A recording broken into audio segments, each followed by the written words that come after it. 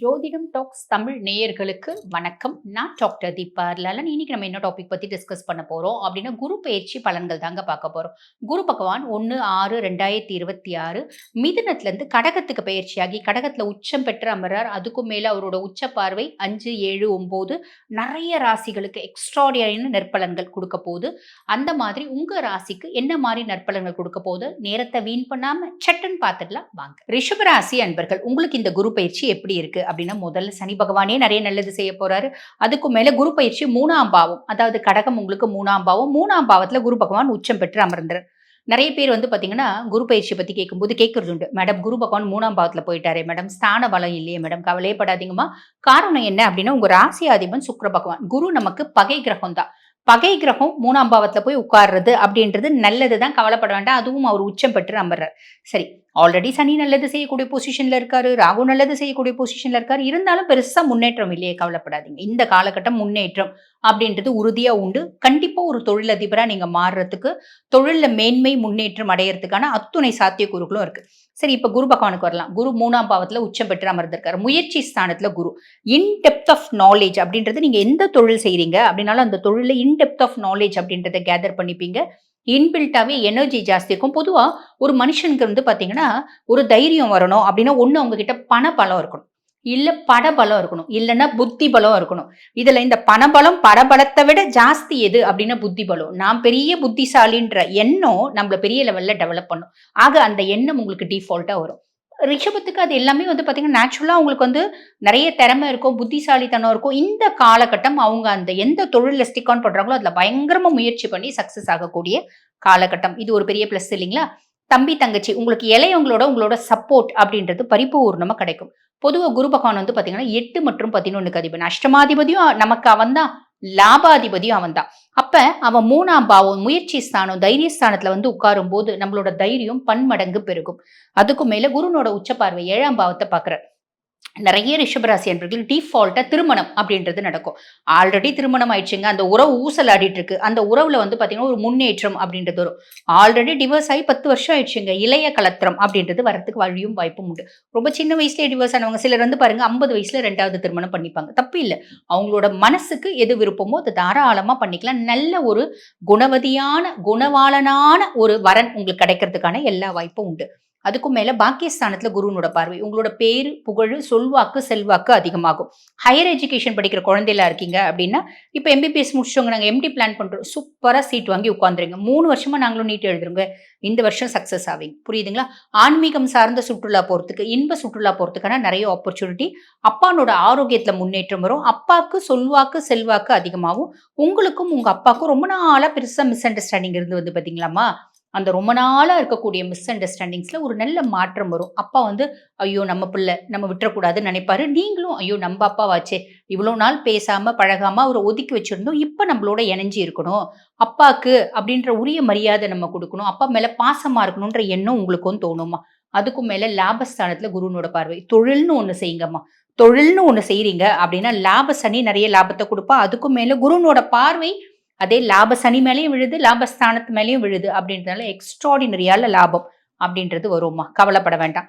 கவனமா எதுலங்க இருக்கணும் அப்படின்னா, பொதுவா பாருங்க நம்மளுக்கு கேது சுகஸ்தானத்துல ஆரோக்கியத்துல கொஞ்சம் கவனம் அப்படின்றது வச்சுக்கோங்கம்மா. அம்மானோட ஆரோக்கியத்துல கவனம் அப்படின்றது வச்சுக்கோங்க. அம்மாக்கும் உங்களுக்குமான ஒரு என்ன சொல்றது, மனஸ்தாபம் மனசஞ்சலம் வர்றதுக்கான வாய்ப்பு உண்டு. நீங்க 2 பேரும் மனதளவுல விலகிறதுக்கான வாய்ப்பு உண்டு. தாய்க்கு அப்படின்ற ப்ரிஃபரன்ஸ் கொடுங்க. புரியுதுங்களா? கேது 4ஆம் பாவம் இருக்காரு அப்படின்னும் போது அம்மாவை மரியாதையை ட்ரீட் பண்றோம் அப்படின்னா நமக்கு சுகங்கள் கண்டிப்பா கிடைக்கும், கவலைப்படணுன்ற அவசியமே இல்லை. அதுக்கும் மேல வழிபாடு அப்படி நம்ம பண்ணணும் அப்படின்னா, பொதுவாவே நீங்க அம்பிகையை வழிபாடு பண்ணுங்க. அம்பிகைக்கு எத்தனையோ ஸ்லோகங்கள் இருக்கு அப்படின்னாலும், ஐகிரி நந்தினி நந்தித்த மேதினி விஸ்வ வினோதினி நந்தனுதே மைஷாசுர மர்தினி ஸ்லோகம் தினம்தோறும் பாராயணம் பண்ணிட்டு நீங்க பாட்டுன்னு உங்க வேலையை பாருங்க, எக்ஸ்ட்ராடினரியா இருக்கும். சரி, எங்களுக்கு மதிப்பெண் எவ்வளோமா கொடுப்பீங்க அப்படின்னா 90% கொடுக்கலாம். இது குரு பயிற்சி எல்லா பயிற்சிகளையும் கம்பைன் பண்ணி நான் கொடுக்குறேன். 90% சூப்பரா இருக்குமா. வாழ்த்துக்கள். பொதுவா இந்த குரு பயிற்சி வந்து பாருங்க, எல்லாராலயும் உன்னித்து கவனிக்கக்கூடிய ஒரு பயிற்சி அப்படின்னு சொல்லலாம். பொதுவா சனி பெயர்ச்சி எல்லாரும் பயந்து சனி நம்மளுக்கு என்ன பண்ண போறாரு அப்படின்னு பயந்து பார்ப்பாங்க. ஆனா குருவ பொறுத்தவரைக்கும், குரு நம்மளுக்கு என்ன நல்லது செய்வாரு?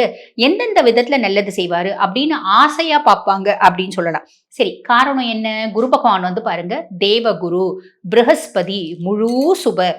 அவரு ஒருத்தவங்களுக்கு கெடுக்கணும் அப்படின்னு ஏதாவது செஞ்சா கூட கெட்டாலும் மேன்மக்கள் மேன்மக்களே அப்படின்ற விதத்துல தான் அவர் கெடுப்பார். கெடுக்க மாட்டாரு.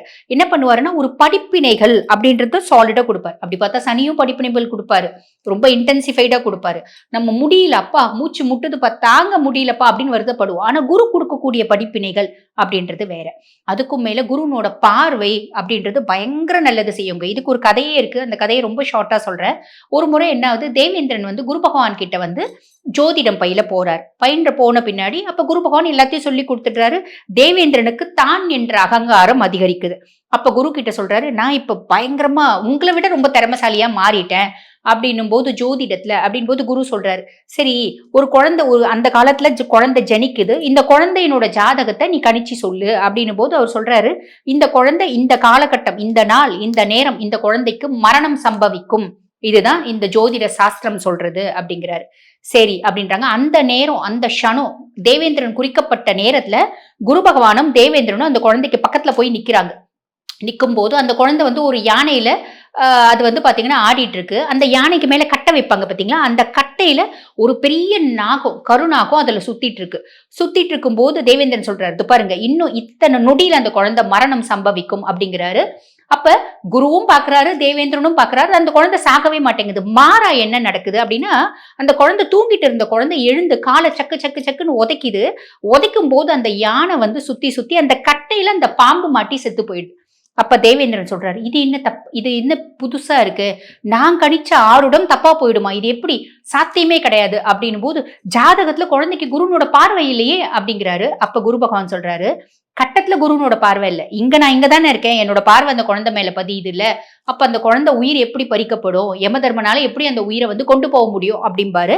அந்த மாதிரி இந்த குருனோட பார்வை அப்படின்றது உன்னதமான பலன்களை கொடுக்குங்க. இந்த வருடம் குரு பயிற்சி 12 வருடத்துக்கு ஒரு முறை வரக்கூடிய ஒரு பிரம்மாண்டமான குரு பயிற்சி. எப்படி? ஒவ்வொரு ராசிலையும் குரு பகவான் ஒவ்வொரு வருஷம் வந்து பாத்தீங்கன்னா சஞ்சாரம் பண்ணுவாரு. கடகத்துல 12 வருஷத்துக்கு ஒரு முறை தான் வராரு. ஆக 12 வருஷத்துக்கு ஒரு முறை வந்து உச்சம் பெற்று அமர்றாரு. அவருடைய பார்வை 5, 7, 9 உச்ச பார்வை.